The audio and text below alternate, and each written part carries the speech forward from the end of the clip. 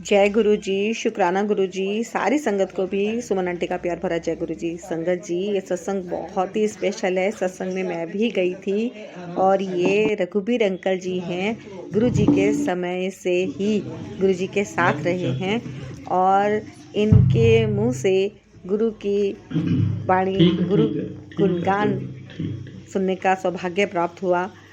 तो आप सब ज़रूर इसे पूरा सुने।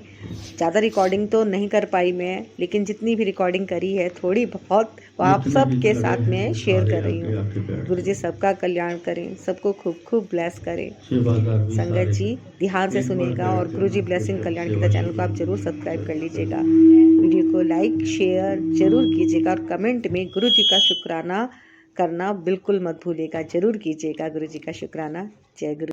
जय गुरु जी। जय गुरु जी।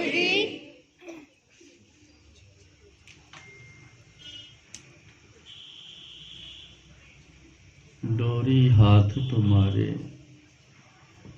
प्रभ, डोरी हाथ तुम्हारे, जी जंत तेरे तारे, सोई करावे जो तुध पावे, मोहे सियाणप कछु न आवे। डोरी हाथ तुम्हारे।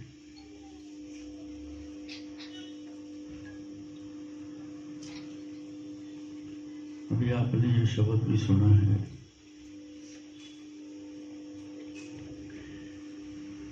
बहुत ही ये काम की बात है, शायद इसका मुकाबला न कर सके कोई और बात।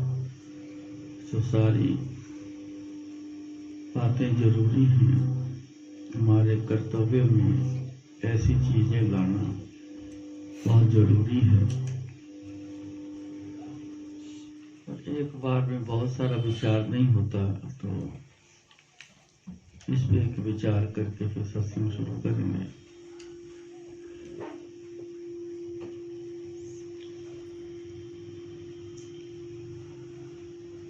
डोर अपने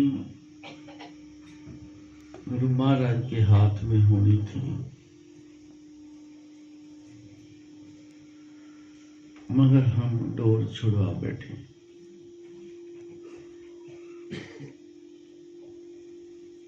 जिस कारण से हम बाबरेपन में चले गए। बाबरापन कहते हैं कि कुछ समझना, कोई खबर ना होना, जिंदगी का कोई मकसद ना होना, ऐसी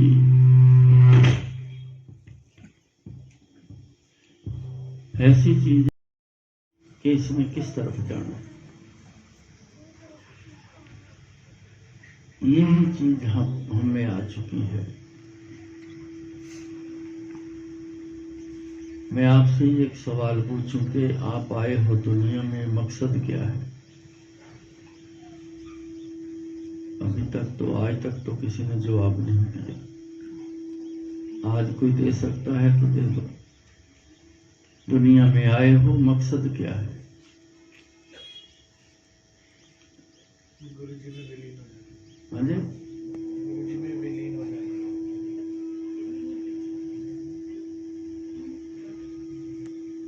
बात ठीक है,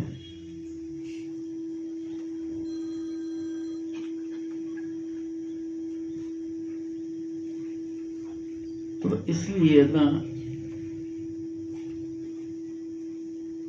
बिना पते के हम चलते जा रहे हैं।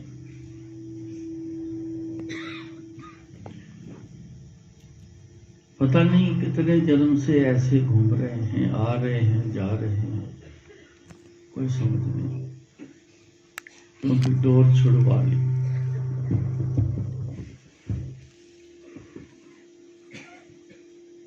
जिसके गले में किसी,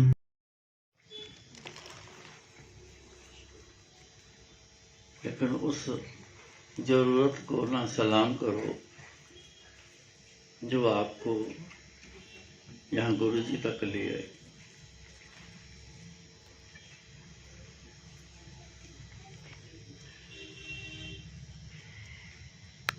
लेकिन अभी तक बने नहीं किसी के हम।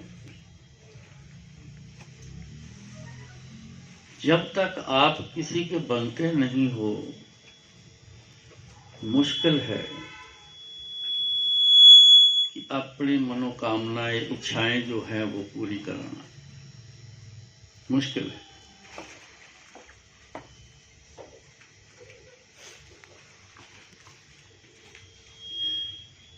हर काम के तरीके हैं, बिना तरीके के कभी कोई काम नहीं होता। आप सारा दिन काम करते हो, सारे करते हैं, कोई कैसा काम है, सब में तरीका है तो काम करके आओगे। अगर तरीका नहीं तो आपसे काम नहीं होना। तो फिर यहाँ तरीके की क्यों नहीं जरूरत, सख्त जरूरत।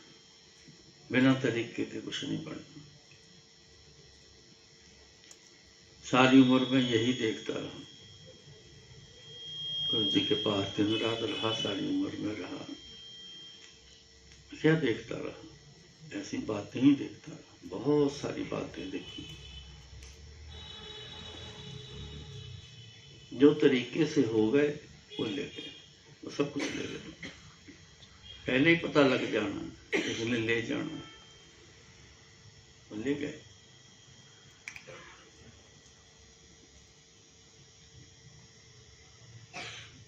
डोरी हाथ तुम्हारे, जी जंत तेरे तारे। जी जंत में हम भी आते हैं सब।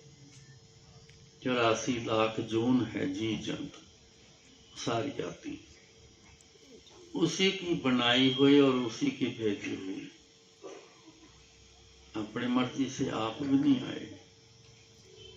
बताओ कोई आपको याद हो अपनी मर्जी से आए? कोई खबर नहीं। उसने भेजा है, बनाया भी उसने। जरिया माँ के शरीर का जरूर हुआ, लेकिन बनाया उसने।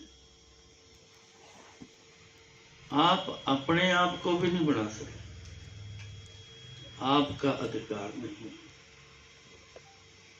लेकिन हम सब जो है अपना अधिकार बना के बैठ गए। इसीलिए सोच में नहीं आता, दिमाग में नहीं आता कि हमको परमात्मा ने, गुरु महाराज ने हमको बना के भेजा है। इसीलिए नहीं आता, क्योंकि अपना अधिकार खुद ही बना के बैठ गए। मैं जैसे करूं मेरी मर्जी, यही बोलते हैं सारे। यही मर्जी, मैं जैसे करूं। लेकिन गुरु वही करवाते हैं। अब डोरी तो उनके हाथ में रखी नहीं, वो तो छुड़वा के बैठ गए। अब इशारा डोरी का कैसे होगा हमें, इधर चलो या इधर चलो। वो तो अपनी मर्जी से आवारेपन में है, बस चल रहे हैं हम सब। कौन रोकेगा हमें? ये रास्ता ठीक है कि गलत है? करीबन करीबन ज्यादा लोग सब कुछ अपनी मर्जी से करके फंस गए, सब फंस गए। मोटे तौर पे कारोबार के नुकसान हो जाना, गलत हो गया, जॉब चली जाना, पैसा खत्म हो गया, कर्जदार हो गए। सबसे बड़ी बात अपनी मर्जी से किया। मैं बहुत सियाना हूं, अपनी मर्जी से किया। लेकिन वो बात लागू नहीं आने दी, सोई करावे जो तो दबावे, मोहे सियाणप कछु ना आवे। वो तो ये कहते हैं, अपने पास तो कोई सियाणप है ही नहीं। अंकल इन बंद कर।